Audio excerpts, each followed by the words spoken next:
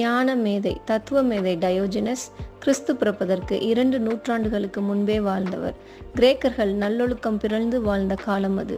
ஒரு நாள் இவர் பகல் வேளையில கையில விளக்கோட போயிட்டு இருந்தாரு. ஏன்னு கேட்டதுக்கு சொன்னாரு, நான் மனிதர்களை தேடுகிறேன்.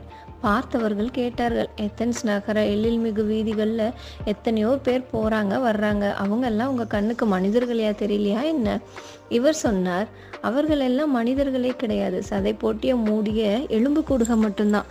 மனிதர்கள் மீது ஏன் உங்களுக்கு இவ்வளோ அவநம்பிக்கை? அவங்க உங்களுக்கு என்ன தீங்கு செஞ்சாங்க? ஏன் இவ்வளோ கோபம்னு கேட்டாங்க. அவங்க மீது எனக்கு எந்த கோபமும் இல்லை, ஆனால் அவங்க மனிதர்களே இல்லை, அதுதான் என்னோட கோபம். பின் யார்தான் மனிதர்? உங்க பாஷையில நீங்களே சொல்லுங்களேன். மூட நம்பிக்கை இல்லாதவராக, தற்பெருமை அற்றவராக, உள்ளத்தில் உள்ளதையே பேசுபவராக, ஏமாற்று பழக்கம் இல்லாதவராக, சுயநலம் அற்றவர்களாக வாழ்பவரே மனிதர்.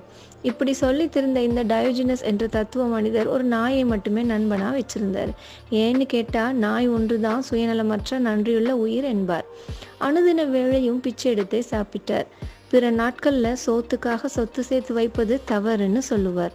யாராவது ஏழை ஒருவர் அவர்கிட்ட வந்து, ஏன் பணக்காரர்களிடமிருந்து எதையும் வாங்கிக்க மாட்டேங்கிறீங்கன்னு கேட்டா, பணக்காரர்களிடமிருந்து பொருள் வாங்குவது பாவம்னு சொல்லுவார். வீதிகளிலேயே குடியிருந்தார். ஏன்னு கேட்டா, வசதியான வீடு மனிதனை சோம்பேறி ஆக்கிடும்னு சொல்லுவார். ஒரு நாள் அவரோட ரொம்ப நெருங்கிய நண்பர் கேட்டார், ஏன் இப்படி ஏழ்மையை விட கொடுமையான வாழ்க்கை வாழ்றீங்கன்னு.